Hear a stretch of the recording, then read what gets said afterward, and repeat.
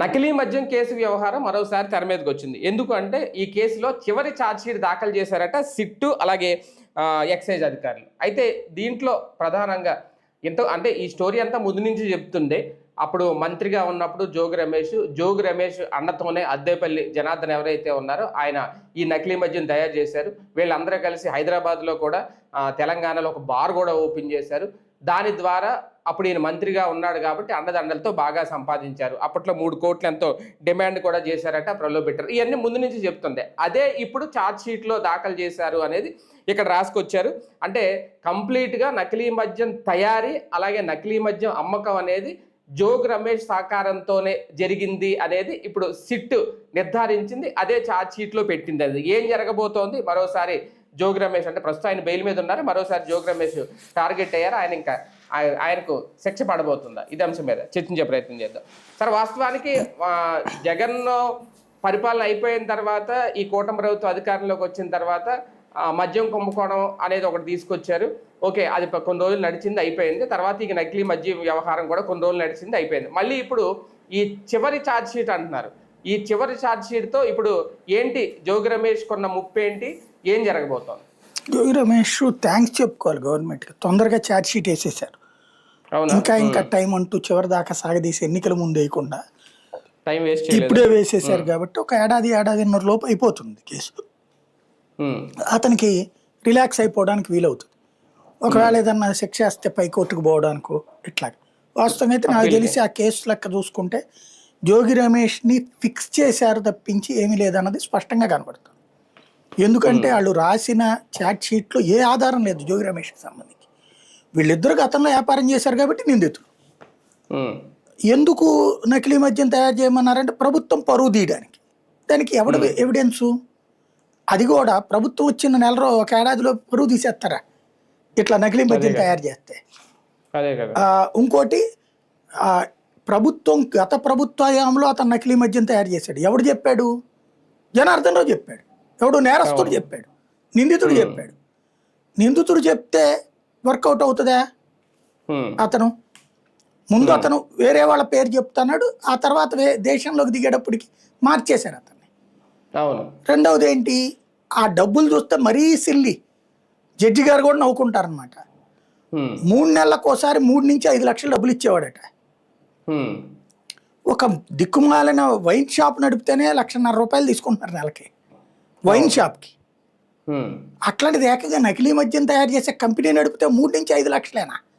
అది కూడా క్యాష్. 3 నెలలకి అంటే నెలకు ₹1,00,000 కూడా లేదు అక్కడ. నెలకు ₹1,00,000 తీసుకోవడానికి ఒక పెద్ద కంపెనీ నడపాలా? వైన్ షాప్ వాడిని అడిగితే ఎత్తాడు కదా డబ్బులు. 10 వైన్ షాపులు పెట్టుకోవచ్చు ఆ లెక్కన. అది ఒక విచిత్రమైనటువంటి ఆరోపణ. 3 నుంచి 5 లక్షల దగ్గర కేసు చచ్చిపోయింది అక్కడ. కేసు కామెడీ అయిపోయింది అక్కడ, వీక్ అయిపోయింది. ఎందుకంటే పోనీ జోగి రమేష్ దగ్గర ఏ ఆస్తులు, భారీగా ఆస్తులు ఉంటే లేదో చూపెట్టేవాళ్ళు. అతని దగ్గర అంత ఆస్తులు కనిపించలేదు వీళ్ళకి.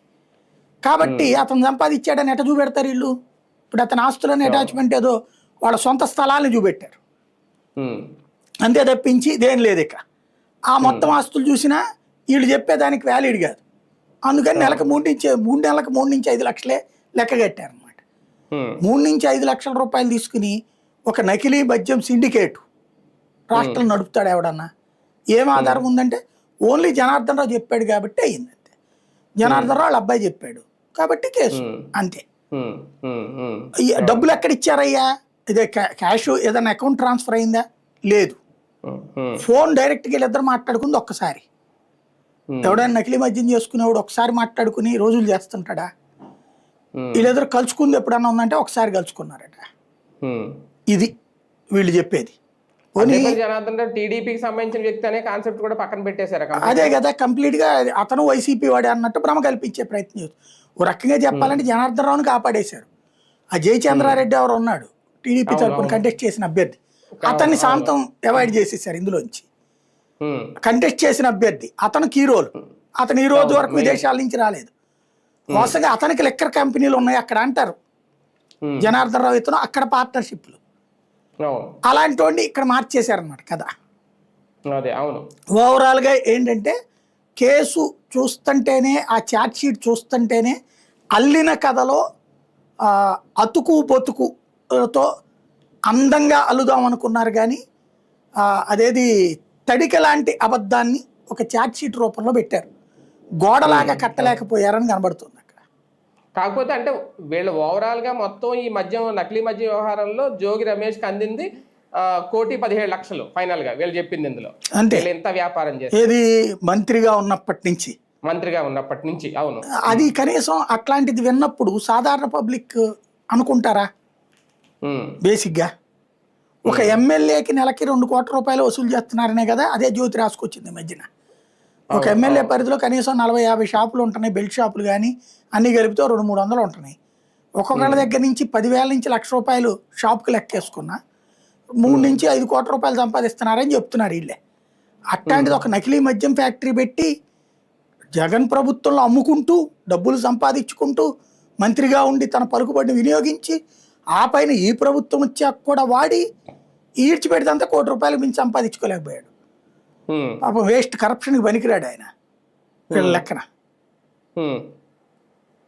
అవును సార్. ఒకటి అంటే వీళ్ళు మొదటి నుంచి చెప్తుంది 3 కోట్ల రూపాయలు డిమాండ్ చేసి ఇవ్వలేదని.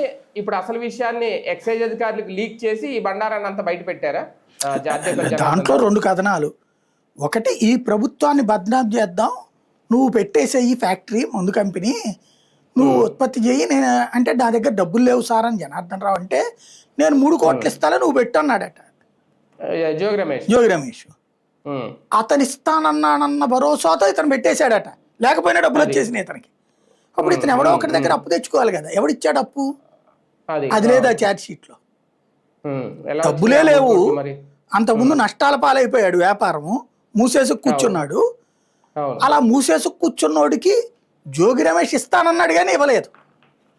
పైగా జోగి రమేష్కే తను డబ్బులు వసూలు చేసి ఇచ్చాడు, కానీ అతను డబ్బులు పెట్టి కొన్నాడు, ఇండస్ట్రీ పెట్టాడు. అదే కదా. డిఫెన్స్ తరపున లాయర్ సరదాగా ఆడుకోవడానికి బోలెడు పదాలు అనమాట. మంచి లాయర్ని పెట్టుకుంటే ఫుట్బాల్ ఆడుకుంటారు కేసులు. కానీ ఒకటి సార్, ఈ కేసుతో అంటే సంబంధం లేదనుకునే వ్యక్తులకి, జోగి సోదరులకి, అద్దేపల్లి సోదరులకి ఎప్పటి నుంచో వీళ్ళ కుటుంబాల మధ్య బంధం ఉంది అనేది కూడా ఇందులో తేల్చారట. ఇప్పుడు అదే ఊరోళ్ళు ఇద్దరు ఇంతకుముందు వైన్ షాపులు నడిపిన వాళ్ళే, కాంట్రాక్ట్స్ ఉంటాయి ఎందుకుండవు? ఇప్పుడు ఒకటే సామాజిక వర్గం కూడా ఉండొచ్చును, తప్పే ఉంది అందులో. ఇప్పుడు ఆ లెక్కనైతే కనుక కోలా కృష్ణమోహన్ ఇది చేశాడు కాబట్టి వాళ్ళ కులపోళ్ళందరూ నిందితులు అవుతారా? దాంట్లో అతని ఫ్రెండ్స్ అతని పరిచయం ఉన్న వాళ్ళందరూ దొంగలు అవుతారా? బేసిక్ ఇదేం లేదు. మనకి ఇక్కడ prepared story based on reality 2 రకాలు ఉంటాయి. ఒక నోషన్ అంటే మనం ఒక ఆలోచనని ముందు పెట్టి వీడిని అరెస్ట్ చేయాలి, వీడిని జైల్లో పెట్టాలి, వీడికి శిక్ష పడాలి అన్న కోణంలో నుంచి కదలలేరు ఇక్కడ. అవును, అలా కాకుండా రియాలిటీనిచ్చి రాయొచ్చు స్టోరీ. అప్పుడు జోగి రాడు ఇందులోకి, ఆ ప్లేస్లో జయచంద్రారెడ్డి ఆవిడ వస్తారు. అప్పుడు వైన్ మద్యము వీళ్ళు ఈ రాగానే ప్రైవేట్ మద్యం దుకాణాలు వచ్చేయడము, బార్లు రావడము, బెల్ట్ షాపులు రావడం. ఇప్పుడు వీళ్ళు కూడా అమ్మిందేమి ఎక్కడ పడితే అక్కడ అమ్మలా, వైన్ షాపుల్లో పెట్టారు. అదే అనేది వీళ్ళ బార్లో అమ్ముకున్నది గతంలో అనేది వీళ్ళు చెప్పేది. అది ఎక్కడ క్లారిటీ కాదు కదా. ఇప్పుడు అది నకిలీ మద్యం అయినప్పుడు అది దాగి చస్తం ఏదో జరిగితే అప్పుడు లెక్క ఉంటుంది. ఇదివరకు నకిలీ మద్యం చచ్చిపోయిన వాళ్ళు ఉన్నారు, వాళ్ళకి సరఫరా చేసిన వాళ్ళు ఎవరు, వాళ్ళని ఎవరిని పట్టుకోలే ఈ రోజు వరకు. ఇక్కడ పాయింట్ ఏంటంటే నకిలీ మద్యం అయినప్పుడు మనిషి ఆరోగ్యం బాగుండదు, పోవాలి. అయినా కూడా స్ట్రాంగ్ గానే ఉందంటే అసలు శుభ్రంగా వీళ్ళకే లైసెన్స్ ఇస్తే బ్రాండే తయారు చేస్తారు తక్కువకి. మనం ఎవరెవరి దగ్గర కొనడం ఎందుకో, డబ్బులు కూడా ఎక్కువ సంపాదించుకోవచ్చు ఇంకా వీళ్ళు. అక్కడ పాయింట్ అల్లా ఒకటే, నకిలీ మద్యం అన్నటువంటిది తయారీకి సంబంధించినంత వరకు స్పిరిట్ ఇవన్నీ కొన్నారు. అక్కడ కొన్న చోట కానీ అది సప్లై చేసినోడికి కానీ ఎవరికి తెలియదు. ఈవెన్ పనిచేస్తున్న స్టాఫ్ కూడా లైసెన్స్ ఉందని నేను అనుకున్నాను వాళ్ళు. అంటే ఇలా మద్యం తయారు చేశారు, అది నకిలీయా కల్తీయా అనేది కాదు, అది ఈ ప్రభుత్వం వచ్చాకనే చేశారు. ఎందుకని ధైర్యం? బెల్ట్ షాపులో బాటిల్ కొనరు, ఓ పెగ్గిచ్చమంటారు, 2 గ్లాసులు పోయమంటారు. కాబట్టి నకిలీ మద్యం అక్కడ అమ్మినా ఆడ బ్రాండ్ని కరెక్ట్ కనిపెట్టలేడు. బాటిల్ బ్రాండ్ అదే ఉంది కదా, ఉమ్, బార్లో కూడా అంతే. తెచ్చి దీని మీద పెట్టాక పోస్తాడు మనకి, ఉమ్, అతనే సర్వర్ పోస్తాడు. అవును. బ్రాండ్ అవునా కాదో చూస్తారు అంతవరకే, ఉమ్, కథం. కాబట్టి ఆ 2 చోట్ల కనిపెట్టట్లేదు కాబట్టి అక్కడే అమ్మారు ఎక్కువ వీళ్ళు.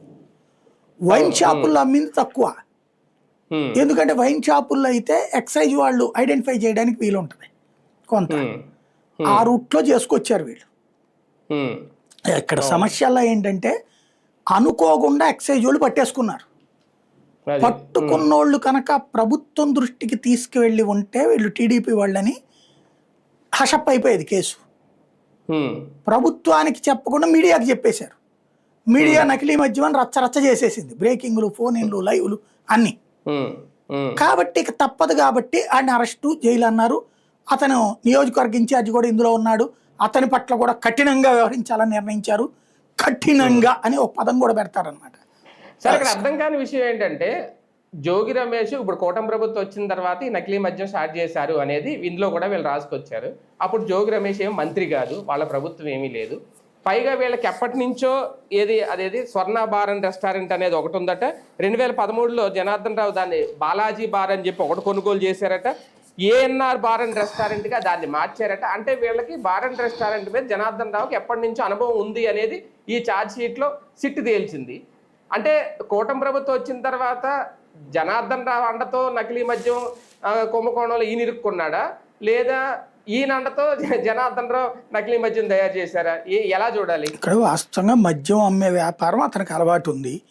అక్కడ బాటిళ్ళు, బ్రాండ్లు ఉంటే చాలు, బోర్డు ఉంటే చాలు, మొత్తం వస్తే చాలు అనేటటువంటిది కస్టమర్కి అలవాటు చూశాడు అతను. ఎందుకంటే ఇతను పెట్టిన ఏరియా లేబర్ ఏరియా అనమాట, కాస్త బిలో మిడిల్ క్లాసు వరకే అక్కడ తాగుతుంటారు. అబో మిడిల్ క్లాస్ బార్ కాదు ఇతను నడిపింది. కాబట్టి అట్లాంటి చోట్లన ఇలాగ బ్రాండ్ ఆ స్టిక్కర్లతో వస్తే చాలనే లెక్కన ఉన్నాడు అతను. ఆ అనుభవం అతనికి నేర్పుంటది. సమస్యల్లో ఏంటంటే ఈ ప్రభుత్వం అధికారం వచ్చాకనే ఇది పెట్టాడు, కానీ అంతకుముందు కూడా పెట్టాడు అని చెప్పడం కోసం అంతకుముందు బార్ నడిపాడని చెప్తున్నారు వీళ్ళు. అదే అనేది అంతకుముందు పెట్టాడు కరెక్టే, అప్పుడు అమ్మారని ఎవరు చెప్పారంటే అతనే చెప్పాడు అన్నది. అది అవును. అప్పుడు పోనీ ఇక్కడ కావాల్సింది ఏంటి, ఇన్నాళ్ళ నుంచి స్పిరిట్ ఎక్కడి నుంచి కొనుక్కొచ్చారు? అంతకుముందు కూడా కొనుక్కొచ్చి ఉండాలిగా. ఇవాళ జిఎస్టీ సిస్టమ్ ఊరికినే గాల్లో రావు. ఇతనికి సప్లై చేసినోడు ఎవడు, ఆ చేసినోడు ఎక్కడ కొన్నాడు, ఆ కొన్నోడు ఎక్కడ కొన్నాడు, ఇవన్నీ లెక్క ఆన్ పేపర్ చూపించాలి. ఇందులో ఎవిడెన్స్ మొత్తం పేపర్ డాక్యుమెంట్ ఫెయిల్డ్. ఇక్కడ ఏంటంటే కేవలం వీళ్ళు పోలీసులు కదల్లారు దీన్ని వైసీపీ మీదకి తోయడానికి, ప్రభుత్వం చెప్పింది కాబట్టి. ఆ కథకు అనుగుణంగా కొన్ని పాయింట్స్ రాసుకొచ్చారనమాట. అతను నల్లగా ఉండును, తెల్లగా ఎగురును, డాన్స్ చేయును, ఇట్లాంటి పదాలకు అనమాట. ఓ రకంగా మన గనక చందమామ కథ రాసినట్టు రాశారు, అంత మించి ఏం లేదు ఇక్కడ. అంటే ఒకటి సార్, ఇప్పుడు ఇందులో ఇద్దరు కలిసి చేశారా లేదన్నది ఒకటి, అసలు నిజంగా నకిలీ మద్యం తయారు చేసి వీళ్ళ బార్లలో అమ్మారా లేదా అనేది ఇప్పుడు సిట్ తేల్చేసినట్టేనా? ఇప్పుడు అమ్మడం అయితే నిజం, అప్పుడు అమ్మారన్నది ఊహాజనితం, కల్పితం, సింపుల్. ఇప్పుడు అమ్మారు, ఈ తయారు చేసింది నిజం, అమ్మింది నిజం, తాగింది నిజం. కానీ ఇది పట్టుబడ్డాక జోగిని లాగడం అబద్ధం, లాగడం నిజం, కానీ జోగికి పాత్ర ఉందనటం అబద్ధం. ఈ నిజాన్ని కప్పిపుచ్చడానికి ఒక అబద్ధపు కథ అల్లడం ఈ కేసులోని వాస్తవం అన్నమాట. అంటే జోగి రమేష్ ని ఇరికించారా, లేదంటే ఆయన ఇరుక్కున్నాడా అనవసరంగా అద్దెపల్లి జనార్దన్తో చాటింగ్ చేశారు అన్నటువంటిది దీని గురించిన కలుద్దామన్నాడు. అక్కడికి వస్తే అది తప్పించి ఇంకేమైనా ఉందా అందులో? దాంట్లో ఏమైనా ఉందా అంటే కొన్ని కాన్ఫిడెన్షియల్ మ్యాటర్స్ అనేది ఫోన్లో మాట్లాడుకోరు కాబట్టి అందుకే కలుద్దాం, లేదంటే ఫేస్ టైంలో మాట్లాడుకుందాం అని అన్నారా? ఇప్పుడు మీరు ఎక్కడో ఉన్నారు, నేను ఏదో మెసేజ్ పెడతా మీ ఊరు నుంచి వెళ్తున్నానంటే రా బాస్ అంటాం, నువ్వు అంటావు నేను వచ్చాను మీ ఇంటికి, నేను ఆ తర్వాత ఏదో మటర్ చేస్తే నీతో చెప్పి చేసినట్టేనా, నువ్వు చెప్పి చేయించినట్టేనా? అట్లుంది ఇక్కడ వ్యవహారం. అది కూడా ఏంటి, అంతకుముందు ఎప్పుడో చాటింగ్ అది దాంట్లో. పోనీ ఈ ఇష్యూ తర్వాతది కూడా కాదు, లేదు ఒకవేళ ఈ ఇష్యూ తర్వాతదైనా నేను వస్తున్నానంటే రమ్మనమంటూ ఏదో జరుగుండాలి. అంతమించి అతని పాత్ర అనేటటువంటి దాన్ని ఎక్కడా ఫిక్స్ చేయలేదు వీళ్ళు. అల్లారు అంతే కదా, అంతమించి ఏం లేదు. అంటే ఒక రకంగా ఇరికించారు అని అనుకోవాలి. ఇరికించిన దాన్ని కవర్ చేసే ప్రయత్నం చేస్తున్నారు, అది నమ్మించే ప్రయత్నం చేస్తున్నారు. సార్ ఇప్పుడు ఏం జరగబోతోంది అంటే జోగి రమేష్ కి ఒకవేళ నిజంగా ఈ సిట్ ఇచ్చిన నివేదిక ఏదైతే ఉందో, ఛార్జ్ షీట్ ఏదైతే ఉందో, దీని ఆధారంగా చూసుకుంటే శిక్ష పడుతుందా? నాకు తెలుసు, నాకున్న అవగాహన మేరకైతే ఈ కేసు మ్యాజిస్ట్రేట్ కోర్టులో కొట్టుకుపోతుంది. అవునా? జోగికి నిర్దోషిగా నిరూపితం అవుతుంది. కానీ అట్లాంటి తప్పుడు అల్లిక కారణంగా జనార్దన్ రావు వీళ్ళు కూడా సేవ్ అయిపోవచ్చు, కేసు కొట్టేయబడచ్చు. కేసు కొట్టేస్తే ప్రభుత్వం పైకోర్టుకి అప్పీల్కి వెళ్తుంది. కేసులో శిక్ష పడితే జోగి వీళ్ళు కోర్టులో అప్పీల్కి వెళ్తారు పైకి. అంటే ఛార్జ్ షీట్ లో ఇంత పక్కాగా ఉంది, ఈయన తోడ్పాటుతోనే అంతా చేశారని ఉంది, ఎలా కొట్టుకుపోద్ది? అంటే కాబట్టినే కొట్టుకుపోతుంది. ఎందుకంటే ఆధారాలు కావాలి అక్కడ. ఆధారం లేని ఛార్జ్ షీటు అతుకుల బొంతతో సమానం అన్నమాట. అక్కడ ఏముండదు, ఆధారం చూపించాల్సింది ఇదిగో ఇతను ఈ అకౌంట్ నుంచి అంత డబ్బులు పంపించాడు జోగి రమేష్కి, లేదా సోన్సో అతని దగ్గర స్పిరిట్ ఇప్పించాడు, సోన్సో అతని దగ్గర నుంచి డబ్బులు ఇప్పించాడు. అలాగే ఈ వైన్ షాప్ నుంచి వెళ్ళినప్పుడు ఇప్పుడు వైన్ షాపులన్నీ ఉంది ఈ తెలుగుదేశం వాళ్ళే, ఆ వైన్ షాపులకు ఫోన్ చేసి జోగి చెప్పాడు ఇది అమ్మమని చెప్పడానికి కుదరదు ఇప్పుడు. ఎందుకని? అప్పుడు ఆ వైన్ షాపులో వాళ్ళని కూడా బొక్కలో తోయాలి కదా, బార్లో వాళ్ళని కూడా బొక్కలో తోయాలి కదా. అలా తొయలేదు కదా, వీళ్ళు కాపాడారు కదా. అంటే ఈ కేసులో ఇప్పుడు అద్దేపల్లి జనార్దన్ చెప్పిన వాంగ్మూలం ఉంది, 83 మంది సాక్షులు ఉన్నారు, 25 మంది నిందితులు ఉన్నారు, ఛార్జ్ షీట్ చాలా బలంగా ఉంది, అయినా సరే శిక్ష పడదా? అదే ఛార్జ్ షీట్ చాలా బలంగా ఉంది, పేపర్ స్ట్రాంగ్గా పెట్టారు, కాకపోతే మ్యాటర్ వీక్గా ఉంది అనమాట అంతే. మంచి స్ట్రాంగ్గా దొన్నలాగా ఉన్నాడు మగాడని చెప్పేసి పెళ్లి చేస్తే ఆ తర్వాత పిల్లలు పుట్టలేదట, అట్లా ఉంటుంది మ్యాటర్ వీక్ అంతే. తర్వాత అప్పీల్ చేసుకునే అవకాశం ఉంటుందా?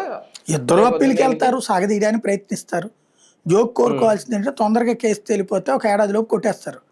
ఆ తర్వాత వాళ్ళు పైకి అప్పీల్కి వెళ్ళినా ఇంకొక ఏడాది అంత మించకుండా పోతుంది. అప్పుడు జోగి తొందరగా తేలాలని కోరుకోవాలి. ఇది అది రైట్. చూద్దాం. మొత్తానికి ఛార్జ్ షీట్ అయితే దాఖలు చేసింది సిట్టు నకిలీ మద్యం వ్యవహారానికి సంబంధించి. జోగి రమేష్కి శిక్ష పడుతుందా లేదంటే కేసు కొట్టేస్తారా ఏంటనేది ఇంకా కోర్టులో తేలాల్సింది. ఏం జరుగుతుందో చూద్దాం.